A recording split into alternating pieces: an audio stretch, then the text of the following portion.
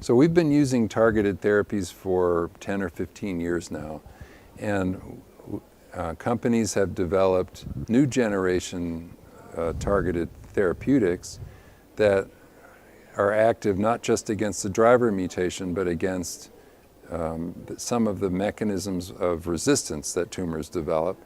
But not only that, they have less toxicity and better brain penetration. So these new drugs are more effective, they have longer lasting progression-free survivals, they have less toxicity, and they have better brain penetration than the older drugs. Brain metastases are a common site of recurrence with the first generation therapies. And if you can prevent brain metastases, you can prevent a significant cause of morbidity in lung cancer that was previously a huge problem.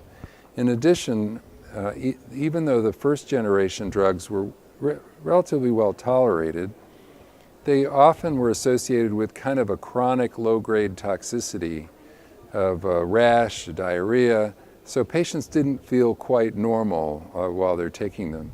But some of the newer generation drugs actually have much less of that, and people really tell me that they're feeling normal while they're taking these drugs.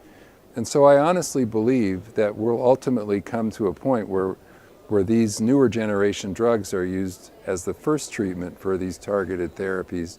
They'll have better side effect profile, they'll have longer lasting activity, they'll be effective at preventing brain metastases because the drug gets into the brain. And I'm hoping we'll see the results of the clinical trials looking at those situations, but I'm hoping that we can get these drugs to patients earlier for better efficacy and better quality of life.